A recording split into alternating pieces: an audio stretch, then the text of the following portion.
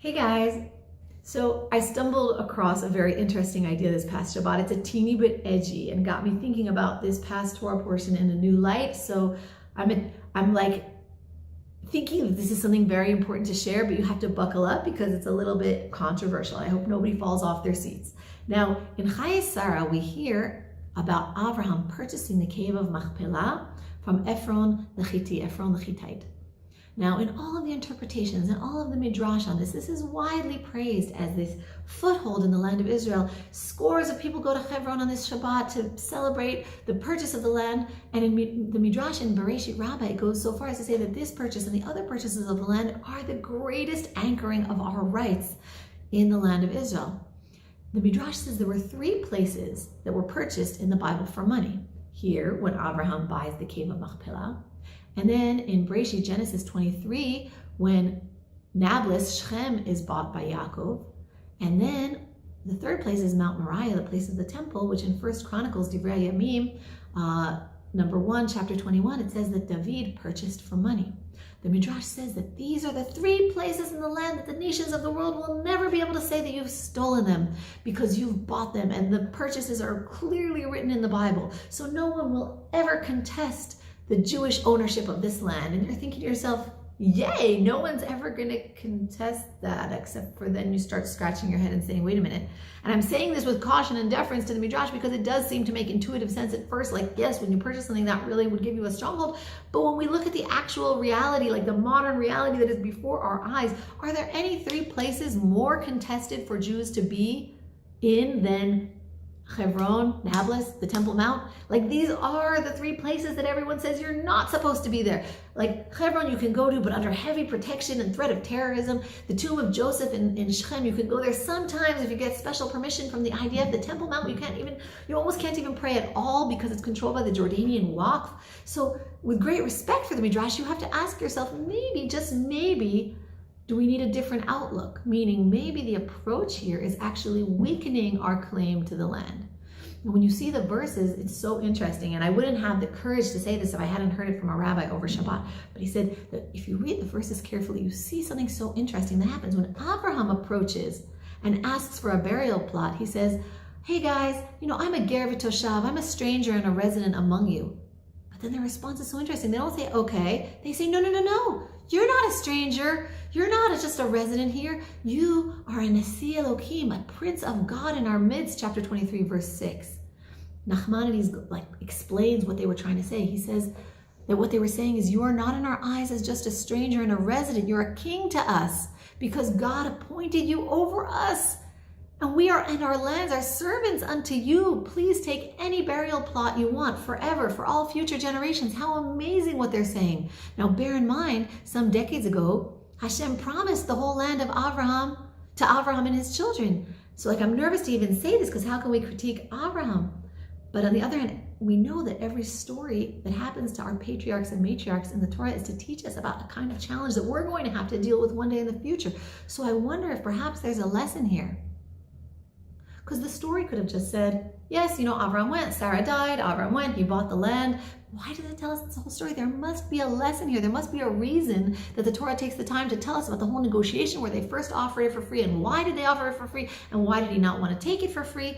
And then it tells us the price, meaning that and we see that the price is so high, they didn't just not give it to him for free, and then they gouged him for 400 shekels, which was a huge amount of money.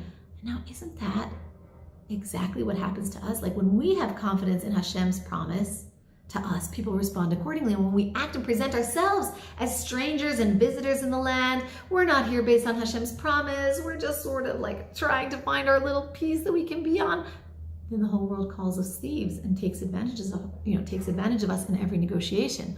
Perhaps when we read this story, we can imagine another way it could have unfolded. And maybe by watching the outcome of the way it did indeed unfold, there's a deep lesson for us. Like imagine in an alternative universe where Abraham would have said, listen folks, thank you.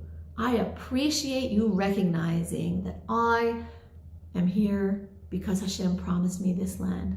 And you will be blessed for blessing me with this burial spot. You are accepting Hashem's kingship over you, and your entire lives will now be meaningful and blessed in the service of the one true Creator. Good for you. Imagine how that would have played out.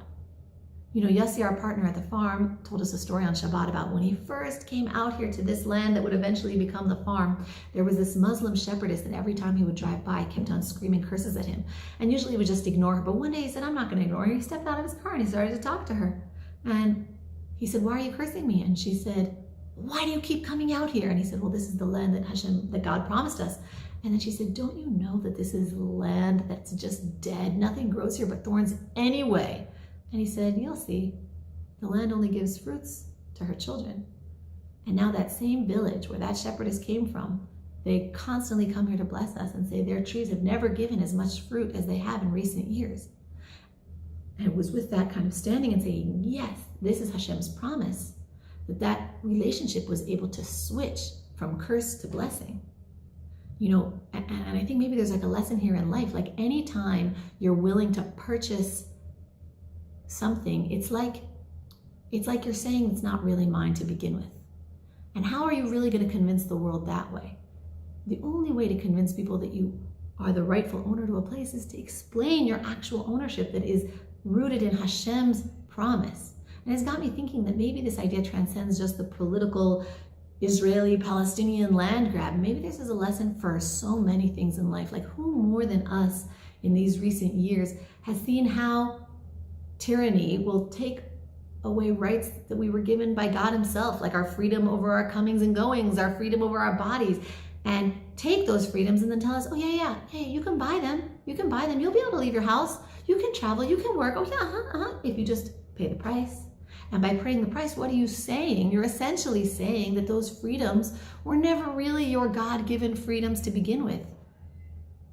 So maybe there's this hidden message that in every sphere of life, in our fight for the land of Israel and our fight for every single right that Hashem gave us as human beings, if something is yours, you mustn't be willing to pay for it, and certainly not outrageous price for it, because when you do that, it's not really yours. You're admitting that it wasn't yours to begin with, and it's just a matter of time before someone starts to say that that freedom isn't yours, and oh, you purchased it, it was never really yours to begin with. Now we want even more and even more for you to be allowed to have access to that freedom or that right or that land.